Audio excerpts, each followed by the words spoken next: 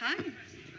Ready to start. Thank you for joining us today and welcome to our event that will explore the question, is our global engineering workforce fit for the future? And it's hosted by the Resilience Hub. So I'm Sabina Carlucci, I'm the Executive Director of the International Coalition for Sustainable Infrastructure, or ICSI for short, and I'm thrilled to be spending the next 60 minutes to talk about which is probably one of my favorite topics. So engineers have a critical role to play in responding to the complex and interconnected crises that our communities face today. Climate change, of crossing our planetary boundaries that is leading to growing risks to global health and increasing global inequalities. These challenges are even more acute in economically disadvantaged areas. To respond, we need to mobilize our world engineering capacity and capability. Therefore, there is an urgent need to reliably assess the current state of the global engineering. I'm really proud today to launch our position paper on this very topic that is kindly also supported by the Berger Charitable Foundation, Panellists Systems, and the Global Covenant of Mayors. This is a very ambitious paper. Not very many papers have seen take stock of all the key pieces of the puzzle that are needed to enable and influence the development of engineering workforce. We need to know what current of the engineers' availability across the world, understand what the gaps are, and then also the competencies that are needed by current professionals and future engineers to implement sustainably to support sustainable development. Also key pieces of engineering education and professional development. How are these responding to the change? But also, how should they be evolving to meet this demanding challenge? And by doing this paper, we have mapped all the key players that are already making efforts in this topic. About 150 resources, over 100 capacity building initiatives, and we've been complementing this with consultation with experts from professional association, the private sector, civil society, and academia. And this paper identifies emerging findings, gaps, but also recommendations for action. A couple of key gaps that I want to highlight. One is a lack of alignment and coordinated action. This is a big problem, a big challenge doing on its own. So we need more coordinating action to accelerate and sustain engineering capability through training and professional development and education. And the other gap, progress. Then there is a need for a robust and credible mechanism to baseline and monitor the availability. This is where I to be joined by change leaders that are pushing boundaries in their profession, and I'm looking for the actions on the necessary transformations in engineering education and workforce development. So this is going to be a panel, and we will have some time for Q&A at the end. But let me introduce our panel. It's my pleasure to welcome Chris Bradshaw, Chief Sustainability Officer at Bentley Systems, Marcia Gildert-Murphy, 2024 Global President of the American Society of Civil Engineers. We've got Victoria Matthew, she's Network Manager at Engineering for One Planet, and then Dan Zarrilli, who is the Chief Climate and Sustainability Officer at Columbia University. Asking all panelists to weigh in on one question. And this is, in your opinion, what is the most force to be fit for the future? Thank you, Savina. Thank you for pulling this together. It's always nice to go first, too, so then that way I won't repeat what well, so thank you all for joining. This is obviously a really important topic that the Berger Charitable Foundation was very happy to support as WSP. And so, the biggest single challenge, I'm just going to go squarely for capacity right now. I know that the paper does lay out that there's some imbalances in capacity across the world, and we should absolutely talk about how to be more efficient. Just from my perspective, which is admittedly a little bit more of a US focus in my current role, the capacity, like the number of engineers we have is literally just not enough. The supply and demand does not get more efficient. You are still gonna need to have human involvement in the design. You're gonna need to have the human that goes out to the remote area to get the water sample, humans managing teams and discussing with clients and communities around these projects. There's just a need there that was a problem before the pandemic. This isn't new. We didn't have enough people before the pandemic. It got worse during the pandemic as a lot of people retired, and it's continuing to grow in the wrong direction as the more for our communities. One of the studies that the report cites is a BCG study from December of last year, where it basically says, the number of new roles being opened for engineers versus the amount of supply of new engineers coming into the workforce is off by a third. So meaning 1 in 3 of those jobs aren't getting filled. That is a huge gap with everything we need to do. I mean, at WSP alone, we have 1,600 openings in the US, 3,500 worldwide. I mean, there is just a huge demand here. And the problem is that it takes a while to solve. And so, the last story that I'll leave you with as I turn it to my panelists is, last year, we went leaders here in the New York area that represented engineering consulting companies and construction companies. And we were making the visits of several different stakeholders, one of which was the US DOT. And the US DOT was, giving a great presentation about a lot of effort they've made to upskill labor for projects, which is we could have a whole other panel on labor, but, upskilling for labor. And to our surprise, as the engineering consultants in the room, at the end of the presentation, the construction company said, "That's great, but honestly, we don't need your help with that. We can skill up the labor. What we need is more engineers. There's not enough, and it takes a lot longer to get them skilled and ready than the training you're talking about with labor." So it was just, but for the construction companies to be saying, just highlighted how this is really going to be a barrier for us to be able to do everything we want to do, and really needs to be an urgent top priority of graduating more engineers in this country. And to follow up on the last point you made, in fact, if all finance is unlocked, the next big bottleneck ought to be engineering capacity. And this needs to be on. Right, Dan, over to you. Thank you.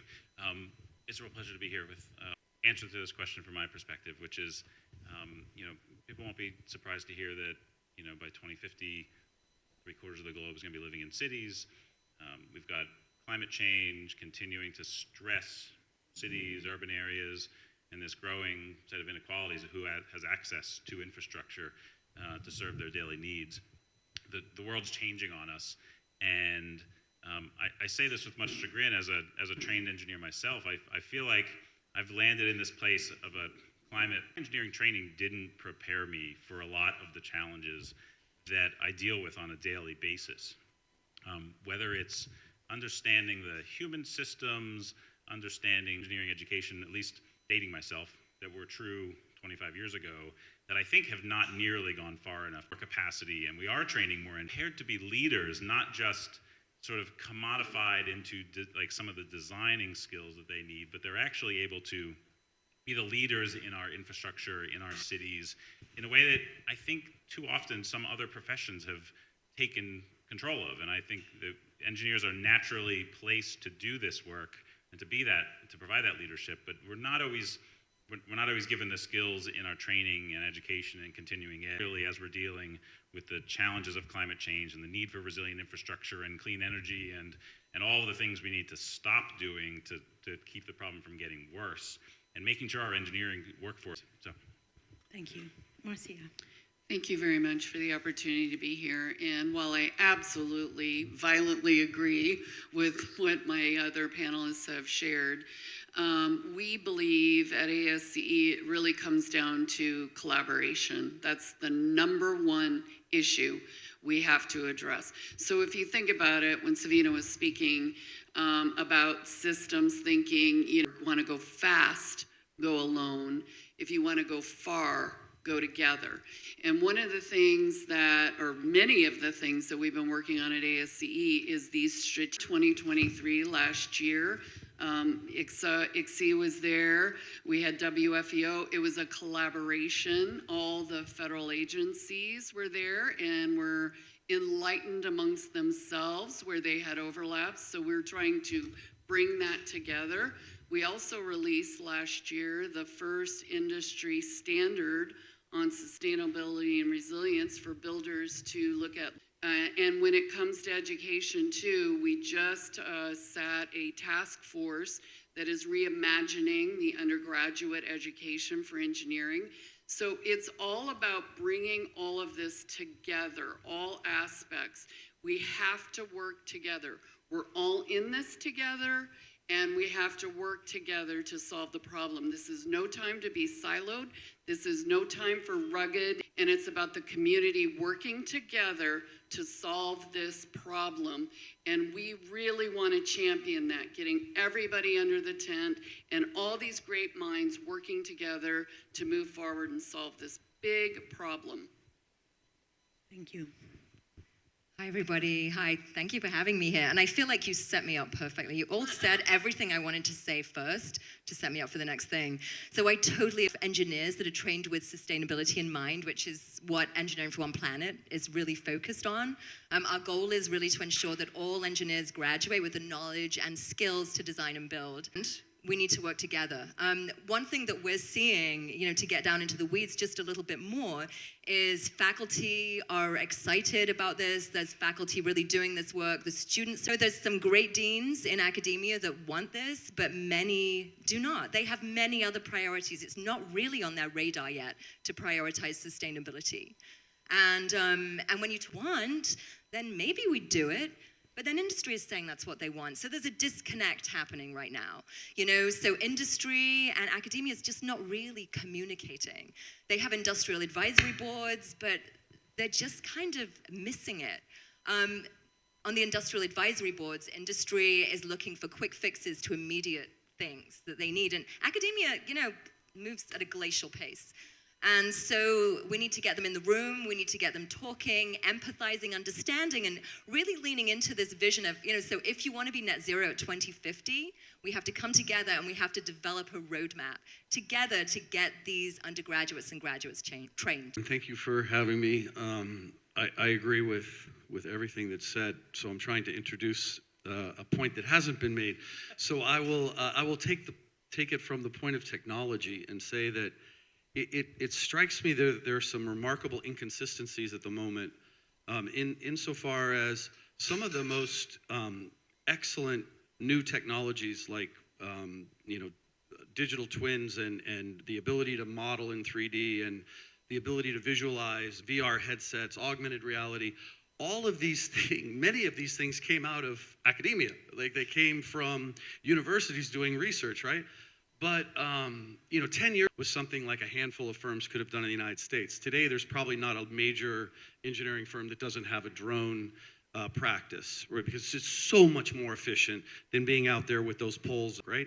So, okay, how many engineering schools in the U.S. are teaching kids to fly drones? And right? So there's some, but there's not a lot. So you have this funny kind of thing where some of the greatest advances have come from academia, but we're not necessarily using it all, right? And the kids, the students, right, they come fully loaded today. They have got a compute device in their pocket that's 900 million times more capable than the Apollo 11 guidance system, right? They can access any song in the world with their forefinger. I mean, right? So they're not afraid. And in fact, one of the things I was sharing with Sabina, we started a competition with university students that involves using our digital twin technology. Doesn't matter. You need to be able to program in order to compete in this contest. So we thought we're going to get computer science majors and engineers, right?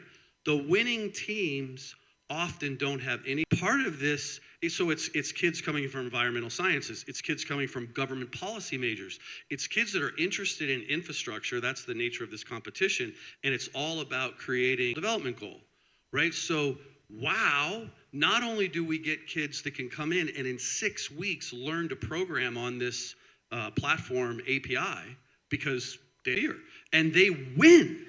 They beat the kids that are computer science majors, and so it's kind of remarkable. So I think one of the things is getting this connection and academia aligned. There's some just kind of crazy disconnects that make you scratch your head. Thank you. That was a bit of what comes next, but I'd like to kind of go deeper on a few points.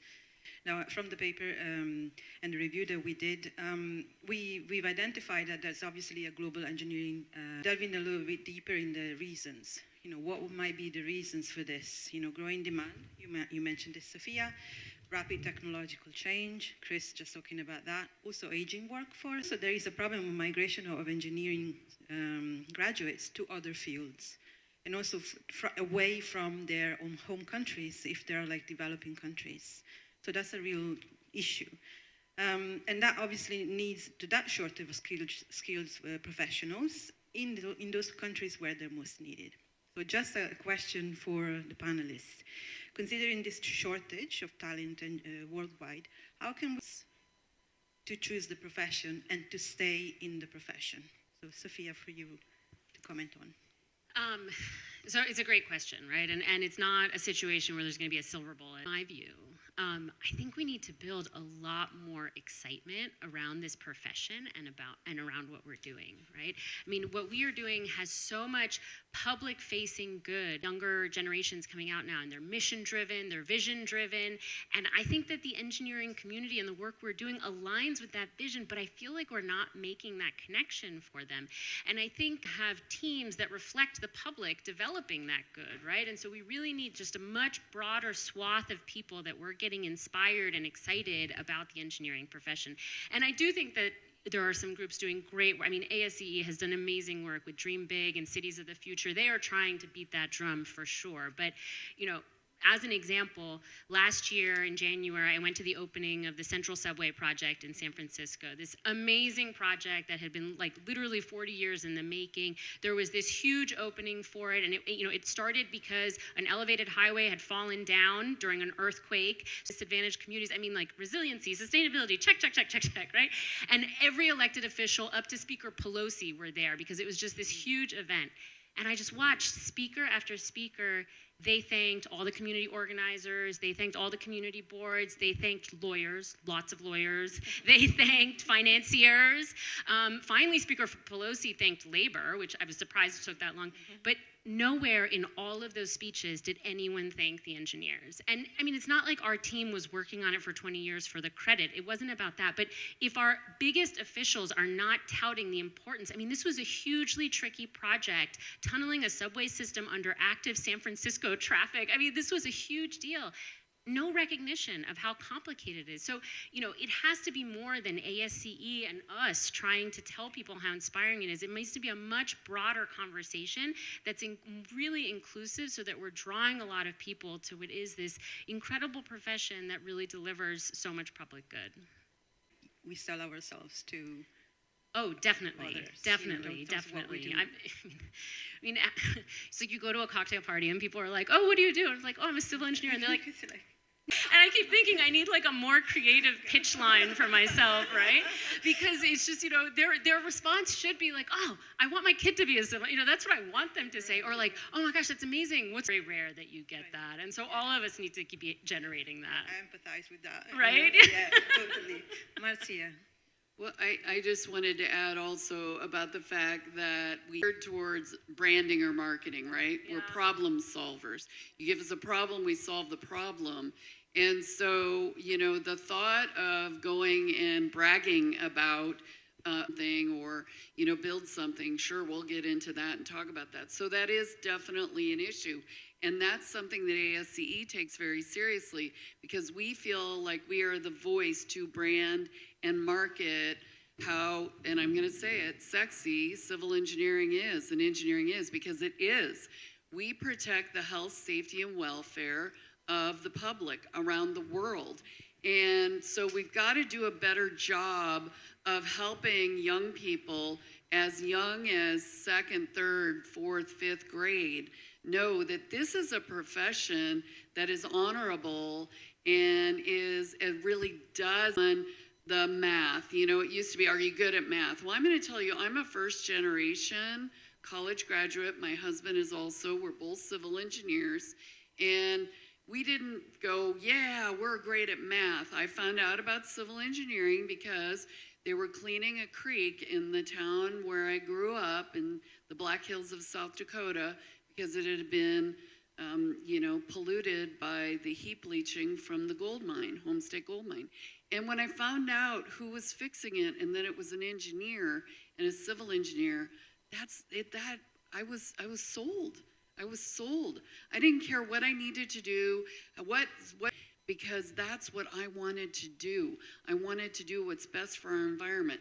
And even though I'm a lot older than that kid that was, finding out about this, that hasn't from underprivileged areas like where I grew up to fix the problems in our communities hasn't changed at all. We want to do that.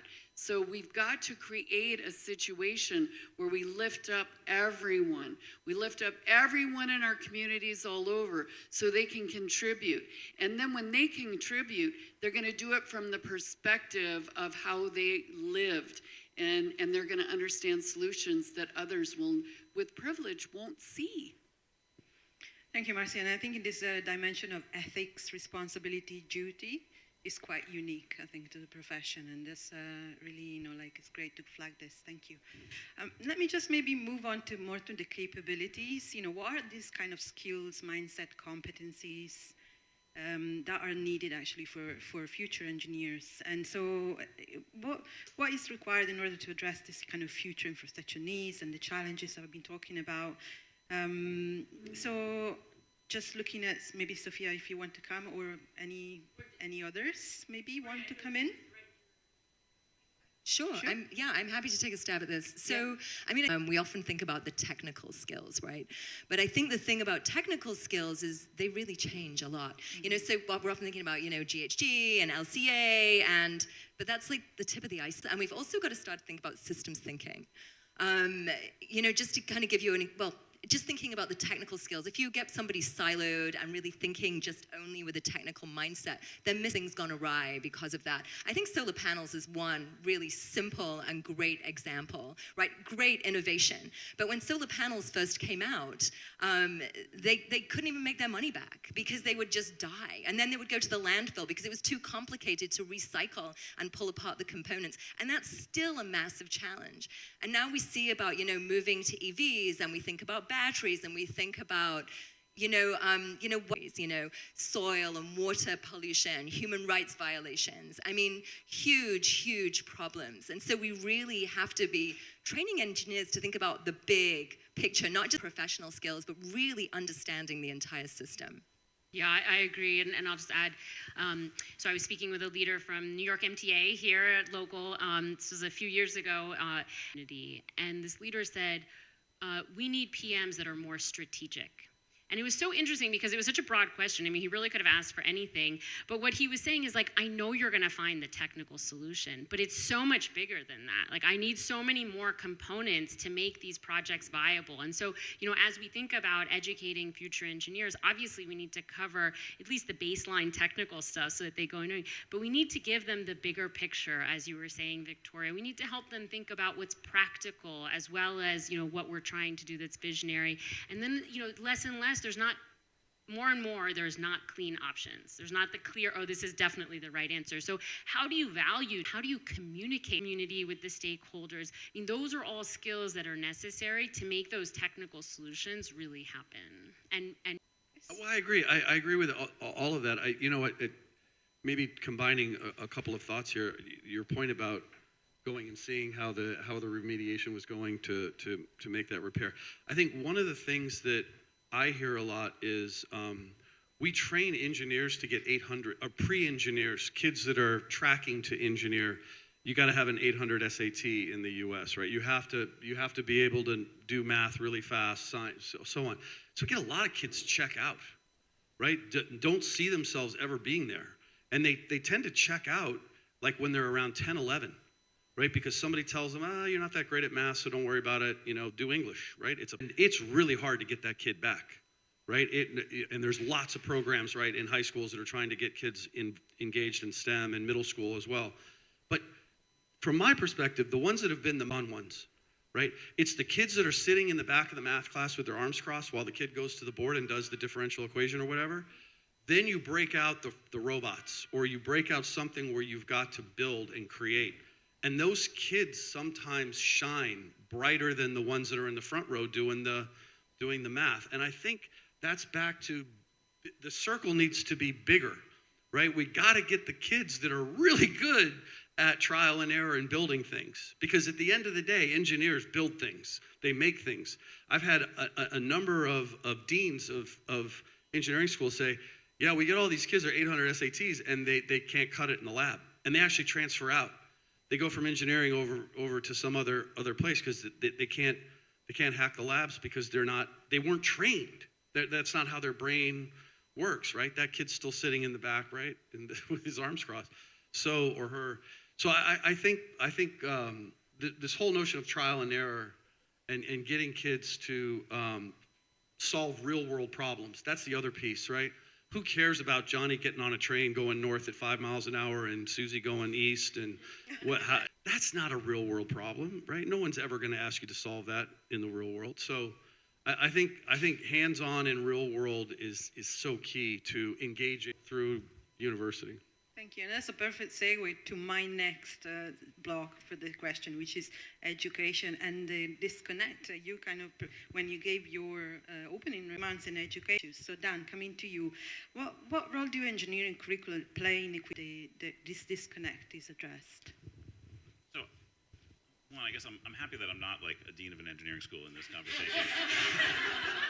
Because I don't feel the need to defend that. I feel there's a lot of criticism coming towards it. It's interesting because I'm thinking of sort of the criticism around sort of civil engineering education in general, and I'm thinking about how quick universities are to AI or app build and like the computer sciences and how much more excited university students are to go into those fields. I was on an advisory board at every time we went to a meeting, it was like this lament that, well, you know, like 80% of the engineering school is going into computer science, course 6 at MIT, and not into civil engineering. And what are we doing about that? And like the enrollment keeps going down and down. And it was just, so someone's getting this right, I think is the first point. They're creating an allure around engineering and the kind of jobs and the kind of careers and the quick career paths that you can have there in a way that does. You've got to pay your dues. You can't leapfrog ahead in the skill sets you need because the bridge will fall down. It's okay if your app fails. You like try it again the next day. But one of the things that was exciting about what at least my department at MIT was working on was finding ways to both develop joint programs between civil engineering and computing, because so much of civil engineering needs computing, and if that's the direction where all the students are going to go, let's show them an application on how it's going to work and how their career is going to advance using both ends of these skills, and also the environmental sciences department to show that, all right, if you have the mission driven and you're interested in these bigger picture questions, you can do that through civil engineering. You'll learn the problem solving skills, but you can apply it.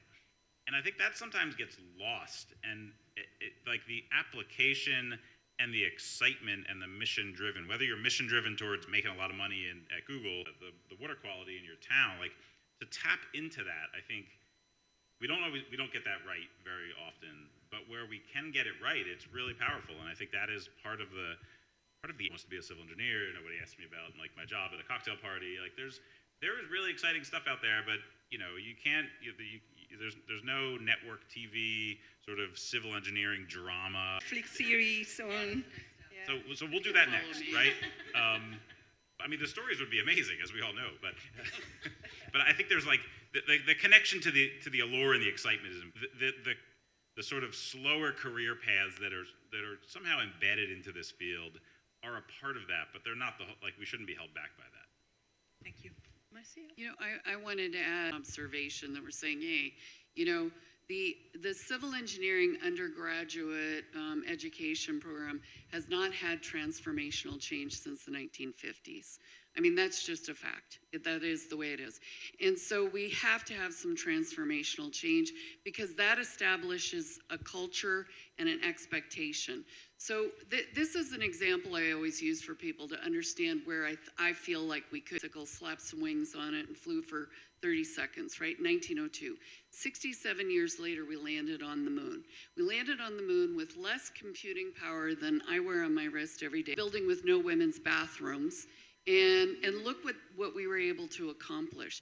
So in my opinion, we all have to, it goes back to what I said before, we're all in this tide about what we're gonna do for engineering and building. It affects healthcare, it affects well-being, it affects our financial systems. It affects everything. It affects how we live and the type of lives that we all can have. And so we've got to get serious about this and understand the implications. I'm not sitting here saying, whoa, civil engineering is the most important thing ever. It's not, but it touches everything. It touches everything. And that's how important it is.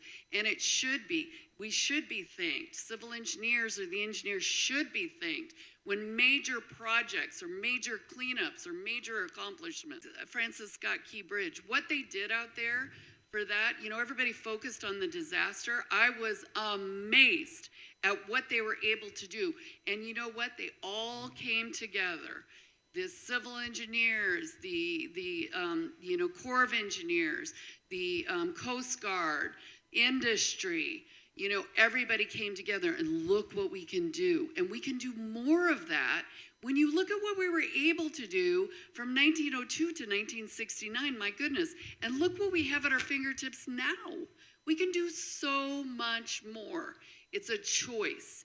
It's a choice that we have to make all together. And then there are others who don't. And we've got to understand the power behind that. Really powerful. Thank you. Thank you for that. Victoria. Thank you. That's really tough to follow. Thank you. The passion, the passion is on the stage, is real. palpable. Yeah. I mean, So Thank you. I'm going to take a bit of a different angle on this and think about engineering just in general, and think about all of the undergraduate engineers that I've been talking to about what they're seeing in their classrooms and what they're not seeing in their classrooms.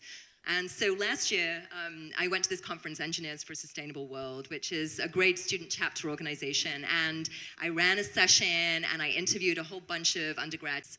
And what I learned was not really great, I have to share with you. And this is people that are really trying to seek out sustainability-focused engineering education.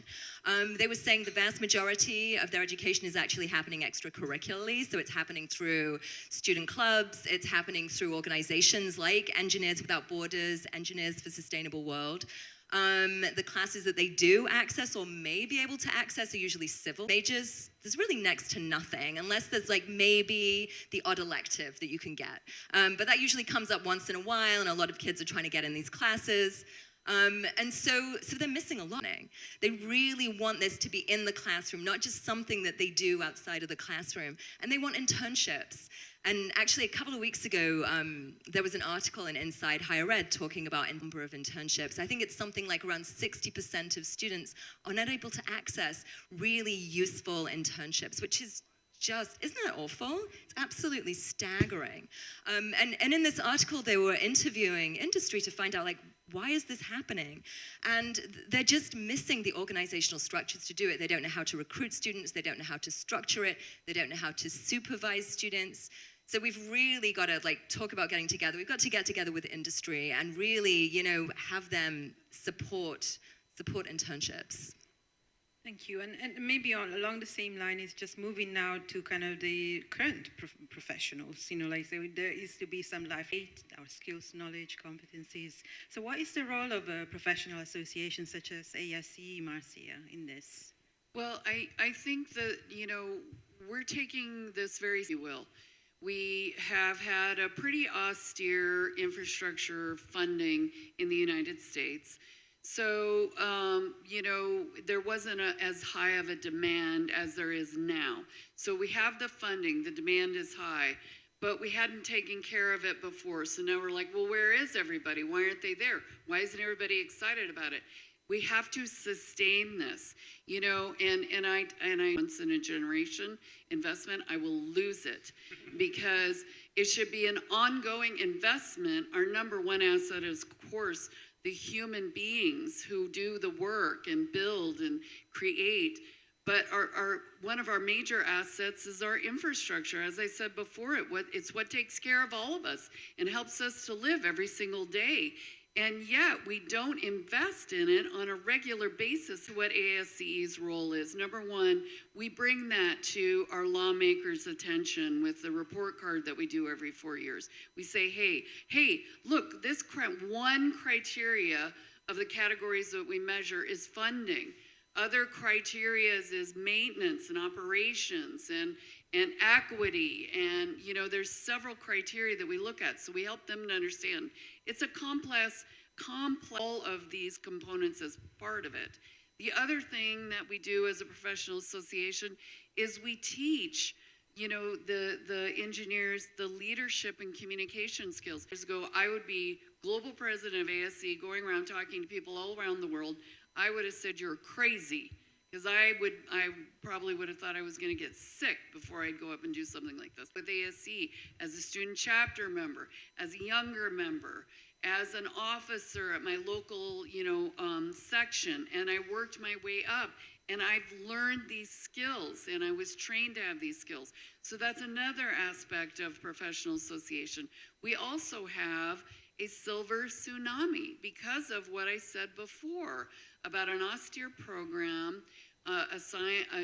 getting them interested in this field. So now we have all our leadership who have a well-earned retirement coming up, and all of a sudden you've got mid-level people having to do more than they ever had before. You've got upper-level people still doing more, and they're not mentoring, and they're not guiding, and their wisdom is not being shared because we're just trying to get it done. And so ASE is trying to help with that training, both on the technical side and the communication skills and the leadership side, along with sounding the bell with our lawmakers and our community to keep this moving forward. So it's very vast what we're doing, but we're filling this gap. We're bridging the gap that has been created by the situation we have right now. Thank you. This is great to hear. This is exactly what we need, and we need more everywhere in the world. Let me just maybe touch upon the collaboration point. In the review that we did for the paper, we found so many studies and research that we made is that there's enough research done, enough, development of framework, enough. Let's just move to implementation, and implementation at scale and at speed. And to do this, we need collaboration. We need collaboration amongst all the different groups, engineers going and influencing outwards, but also almost trying to bridge, themselves and and bring all of the stakeholders together. So, a question for the panelists: how can governments and industry and academic institutions then work together to improve the training and education opportunities? Dan, if I can come to you first. So, I don't think it's a surprising answer, and we've heard a bit of it here. Like, collaboration is important. I think that hearing the message from the private sector or public sector employers of what they need, I want to draw that out a little bit more, because I think that both the private sector and the public sector employers, it's really important. And I feel like we've gotten to a place, you can see it in New York. I think the example you used of, it was ask ourselves, should it really have taken 40 years? Probably not. And we have a lot of examples like that here in New York City of the Second Avenue subway or other big important projects that take too long, they're too costly to global peers is wild. And there's a big piece of that that is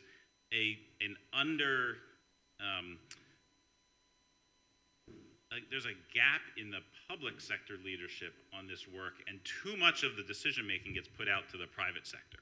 And so that also causes some challenges, because now the leadership that's really driving projects forward may not have the skills to pull the right pieces together. I think there's a big conversation that we need to have in this city about rebuilding the public sector engineering and construction management capacity.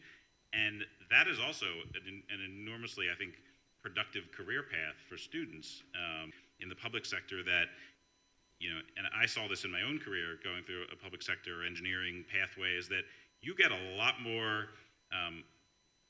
opportunity for decision making. You manage bigger budgets at a younger age than you ever will in the private sector. That's an appealing storyline, I think, to students that I don't think is told very well. But part of it is because we've gotten to this place where we outsource so much of the project management. Outsources are dwindling a bit, and so I think there's a big piece of that public-private conversation that needs to happen, because it didn't really come out as much here. But both of those ends of the sort of employers need to be talking to, you know, universities and the industry associations on how to best pull all that together in a collaborative way to continue to sell the story of why these careers are both important, but also. By the way, thinking about your comment about civil engineer and being an engineer, say one of the ways I answer that. Did you drive in a car, take a train to get here? Are you enjoying these lights being turned on at the moment? Is the internet working for you at the moment? Right? These are all things our users. I'm not a civil engineer making those things, but that's what. So I think in some ways the conversation has to change from being a civil engineer to the outcomes civil engineers create. Right? It is about 8 billion people living on this planet. Without infrastructure, not possible. Absolutely not possible, right? So, but to your question about collaboration and maybe coming back to technology one last time, probably. So we of what a new piece of infrastructure is going to look like, right? We have that ability. We know it on our phones in Farmville and Roblox and SimCity, right? We can do the same darn thing with real world infrastructure while we're designing, and allow stakeholders to come in and have that immersive experience and understand what it's going to look like. There's this great metro project in Brisbane, a subway, an immersive environment that the community can come in and experience what that train's going to be like. It's the same system they're using to train the operators of those trains also, by the way. And while they were doing that in the design phase, they brought in people who had disabilities and allowed them to experience what the train system was going to look like. And one of the people who came had a vision, other challenges. And they said, so, you know, going through this thing, what do you think? And he said, well, why don't you use the capability of this system to make it appear the way I see it? And the project is like, wow, and they did, right? They did that, and so the engineers could then understand, and other designers and other constituents would be in this station. So it's really, I think about for infrastructure, civil engineering, bad rap, good rap, great rap. I totally agree. We gotta celebrate it more and make it more. But I do think the key is the outcomes. It's the outcomes that are created, and it's understanding. It's not just an engineer that makes that outcome happen, right? There's finance people, there's lawyers, they're critical in the creation of infrastructure. And I think that the collaboration isn't just across engineers, it's across all those different disciplines. Thank you. One final comment before we open to Q&A. I just wanted to also jump in on the collaboration and 100%, Chris. You know, it's basically it's both and. We've got to get out of this either or.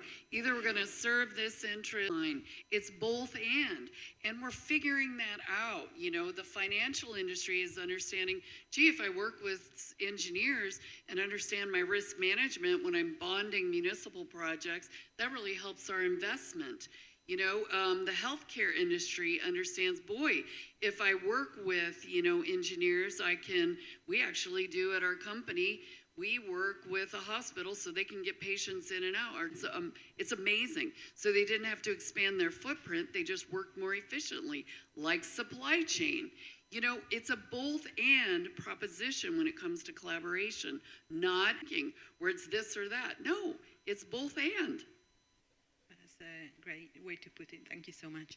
So opening to comments and questions. Okay. There's a lot of comments and questions. Okay, that's great. Okay, so let's go to this lady first. You first, because you were really quick at putting your hand up. Thoughtful and dynamic panel. It's been lovely to hear you all. For a little bit of context, my name is Yana. I am the Managing Director of the Sustainability Unit at the American Society of Mechanical Engineers, a sister society of ASE. Big fan of your work. I'm listening to all this and I agree completely. Yes, and all over every single thing you have said. So one of the things that comes back to me here at New York Climate Week and the bold targets that we've set for ourselves to be net zero by 2050, right? 2024. It's a little concerning where we are right now as a world. And I'm completely on board and, of course, very much in tune with you in terms of building the future workforce, getting more of young people interested in engineering. I'm a mechanical engineer. It's absolutely something I endorse. The shortage of strategic skills in your PM. It's just not enough time. By the time that fourth grader is graduated from engineering school, we have a burning planet. So what do we do in terms of that lifelong learning? How do we actually address these issues now, also with the current workforce, which is not to be left behind and dismissed as if completely irrelevant? And that is where I couldn't agree with the notion of, providing access to internships and the like. It's something that at ASME we've been working on. We have applied fellowships. We have nearly 80,000 members on our platform, reach more than 1 million people. And when we open up call for fellowships, which is for engineers, we get nearly 1,000 applications. We have a 5% acceptance rate last year. We don't have enough placements. We have the infrastructure, we have the programming, we have the curriculum. But what I want to know is, where do we find more opportunities for these incredible, talented engineers and architects to be able to gain more learning that's so critical for them to actually have the right skills, the right credentials to then get a job or continue to maybe progress in their existing job to practice sustainability? That's the question I have. And I can ramble on and on, but I'll stop right there. So yeah, experiential learning and practice. Well, I'll start at, you're totally right. The fourth grader is not going to help. And by the way, most of the STEM guidance. But, if I have the statistics right, as I was, prepping, it's something like, of those who express interest in engineering in high school right now, only 13%, are actually graduating with an engineering degree. And then only half of those that are graduating are actually going into a job in engineering. And then if you look at the statistics for women on all of that, it's lower and all of that, especially on them staying in the industry. So, we have a bad pipeline and a super leaky pipeline too. So you're right, there's a lot we need to do on that. I mean, obviously I've shared my thoughts on needing to bang the drum of the importance of the work. And I do think that helps people stay in the profession if they feel valued by society, by what they're contributing and the outcomes, as you said, Chris, of what they're contributing. And so I do think a good part of that falls on us as the engineering community, right? It's something, and I see some of my other WSP leaders here, and we really try and constantly reinforce why it is that we do what we do. What are the outcomes of what we do? Try and make it a better place to work, a better community. We need to kind of modernize a bit as a profession so we sound as cool as Google's and other things like that. So some of that is on us. But I do think on the point of partnership, which has come up here a lot, increasing the partnership between engineering community and universities is important, right? If they're getting that real world applicability earlier in their engineering education, if we're providing more experts to come and teach classes, getting them to come and visit our projects, all that kind of porosity between what you're studying and what you will doing after really does help. And we have been pushing a lot on really pushing on the internships, especially because there is this shortage, right? And so, the earlier we can bring them in the doors and try and keep them is a really important part of trying to solve the workforce shortages that we have. If I could just add, and of course, our mechanicals, we're all part of UEF, United Engineering Foundation. Really, what it comes down to is that we have to crowdsource this. And we have to constantly work together and make noise. We have to. I know it's unbecoming of the engineering profession to do that. No, that's messy. We have to, and it goes back to what I said before. We have the capability to do this. It's not a question, can we? It's making a choice as a group, as a crowd, and pushing to make that decision made that is going to take care of it. We can do it. We can do it. We just all, I know it's tiring, and I know it's a lot because we all have day jobs, we have families, we're probably taking care of parents on top of it, but we have to do it. We have to. Thank you. Did you want to? Yeah. Yeah, I think just Victoria, yes. Yeah, sure. I'll be Sorry. quick. I'll be Yeah. quick. Gosh, I just lost my train of thought now. Yeah, so I mean, it is a nightmare, but I found that article really insightful to understand like the operational challenges, and then also the other piece of it is buy-in from upper leadership. And so there's got to be some way we can like interface and straight the benefit of doing internships, the benefit of making that effort. I will say in my interactions with industry, so many are looking to education to kind of tell them how to reskill and what to do. So they're scratching their heads and freaking out as well. So I think if we can just kind of calm everybody's nerves and sit down and, you know, I think we can figure it out. We can figure it out. Thank you. Yes. Legs are tired, so I'll just stand. Hi, Julia Saffardiana with Our Energy Policy. This discussion has been so inspiring, first off, and I can't agree more with everything you talked about as far as the pipeline goes. I know engineering was never presented to me as a possible. I think one of the issues was also that, you know, with so many other professions, you had a clear idea of what the day-to-day looked like, and I think with a lot of engineering, you don't necessarily. But I have two questions. So first off, from policy standpoint, how would you recommend way of thought applied to like stronger policy, you know, for these systems, solutions-oriented approaches that really work with what's happening on the ground?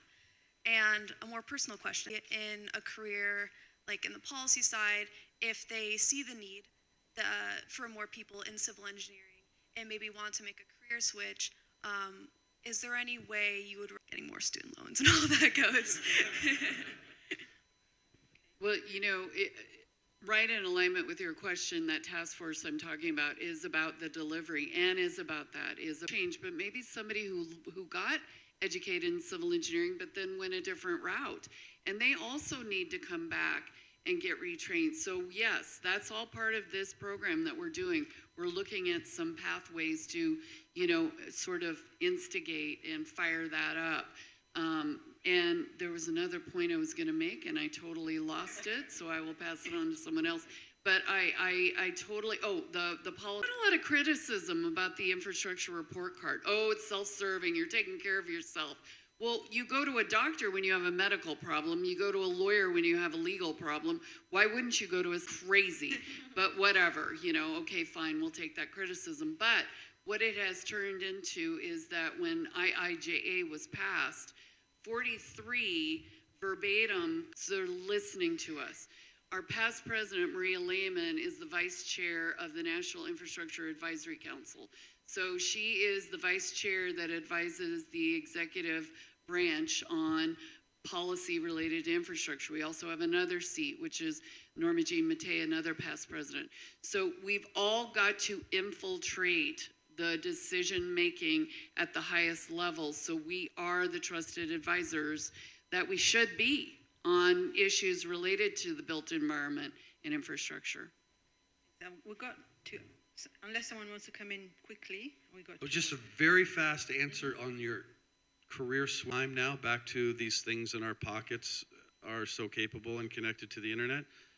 So you can explore there's so many classes, their classes, their curriculum, what have you. My suggestion would be go try it and see if you like it. You know, is it a grass is greener thing, or is it, hey, I'm really into this, right? You never know. But it's free, right? And it's like from the best universities, and I do still think, despite my comments, I wasn't trying to ding all, but anyway, I think there's a lot of really great free events. And I will just say quickly, you know, I know we've focused on engineers, but we need so many other disciplines to help us, right? And so there's tons of opportunities, whether it's in the public involvement side, the policy development side, private sector. So I think you would be surprised to see how many different kinds of professionals we need to really achieve our infrastructure goals. And our paper, if you can scan and download the paper in the annex of the paper with the link, and most of them are free. One and maybe one more, two more, and then we just close. Yeah. My name is Anna. I'm not an American. I'm from Kenya. First of all, congratulations to whoever organized this. I really looked for an engineering like a group of engineers. Second, that might be a problem because I think it's yeah, it's engineers talking to engineers, complaining about how engineers are not listened to. I've done this quite a number of times, and I think we would lose. Yeah. So the question I have is, we noticed something. So I am in research. I research electricity access and issues related to electricity connections on the continent. And we noticed that we had such groups, right? It was just a bunch of engineers meeting together and having conversations. And anytime we'd have a conversation about government, it would be, they don't listen to us, they don't do this, they don't do that. Are there any initiatives you have on this side linking engineers to the government type? I don't know what to call them besides that. What do they look like? If they're not there, what would they look like if you had to set them up? Well, ICSI, this is one of the things that we're doing at ICSI. In fact, like if you want to maybe talk afterwards, we can. We're trying to really raise the voice of engineers and makers, such as the investors. For example, 2 weeks ago, we were in Canada at the Innovate for Cities Summit, and we organized a dialogue between engineers and city policymakers. So in this case, it's kind of increase our voice also at that national level. And I know someone else will make a comment about, how we try and advocate, in the kind of fora, international fora at kind of national government level. G20, we have a policy brief that we published just a month ago. So there are things that we're doing, and a COP, maybe one kind of another plug on what we're doing, but a COP, we just had approved at the Blue, we have a session on capability and capacity of professionals. So there are things that we're doing, and perhaps, we can talk about this. And I know ISC is... ISC, so this is near and dear to my heart, but we're teaching even at the youngest, our younger member level, how you have to stay engaged and understand policy and understand how policy affects all of us. And I just have to add, I have a warm place in my heart for engineers from Kenya, because Laura Marie Gree is head of our water resources for the state that I'm responsible for, and she is amazing. So it's good to meet you. Thank you. Yeah, quickly. Yeah. Similarly, just wanted to highlight, I think most engineering associations really do try to make an effort to bridge into public policy. ASME has a federal for practicing engineers to take a year off, and they're compensated in order to actually be part of a federal agency and provide an expert voice on issues related to, obviously, some disciplinary specific issues in mechanical engineering, to help educate policymakers around what they should be considering to make sound policy.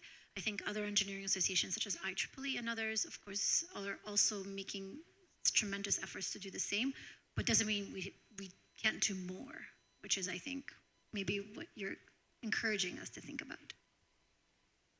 Can I just add two quick thoughts on that? Because I think there's also, it's not always so bad when engineers move on and don't do engineering anymore. I feel like my own career path took me into policy, but I brought an engineering mindset into that. We should encourage that. We should encourage more engineers to be in policy spaces. And the second point is we should encourage more engineers to run for office. Like let's stop thinking about, let's stop saying we need to change the policymakers. We can be the policymakers. We can be an elected official. We just had a webinar and teaching others how to do that. So go do it. Hi, I'm Beth Myers-Graham, and I'm with GHD, and I guess in the spirit of collaboration and everything of the Private Sector Advisory Council, we are one of the members, along with Mont McDonald, Arup, and others, that are bringing that engineering perspective and helping support ICSI with collaboration with all the other stakeholders, and really feel like this is one of the key areas for us.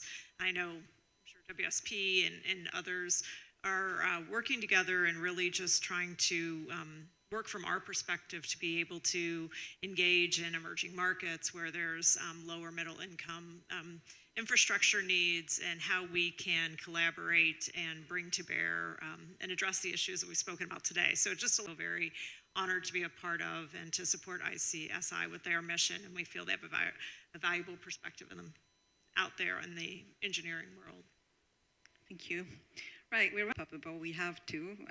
Luckily, there's no session after this one, so we can't be, there's no people are knocking on the door. Still, I'd like to just close each one of you just giving a very quick, action. Let's just think about catalyzing action, scaling up.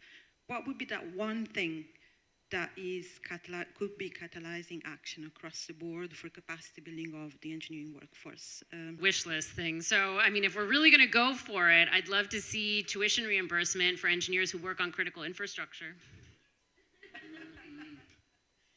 Okay, Dan, yeah.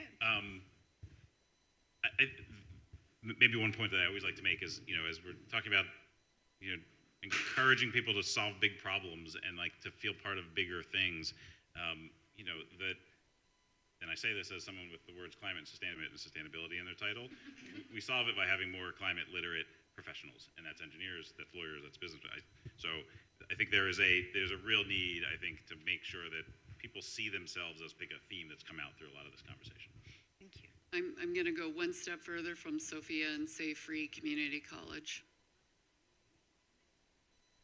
So for me, I was talking with a friend about a year ago, and she was saying, our problem used to be climate deniers, and now it's the people that believe it's hopeless. And I think for me, we've really got to let people know and help them understand that it's actually not hopeless. And it's like that poem that was written, forms this beautiful big ocean. Like, we just have to find ways to show people that it's possible, to show them the path, to show them that they can make a difference.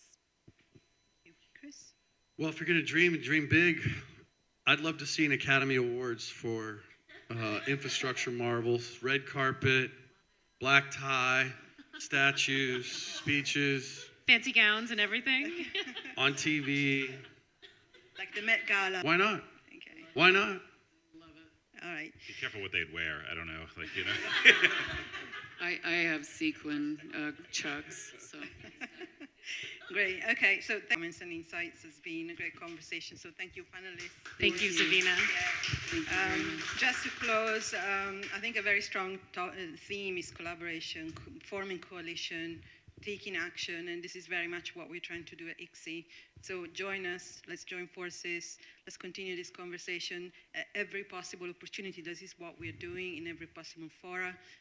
Just get in touch, and thank you so much for joining us today, despite traffic and other conflicting events. So thank you so much. Thank you and all. Enjoy Climate Week. Thank you all very much. Thank you.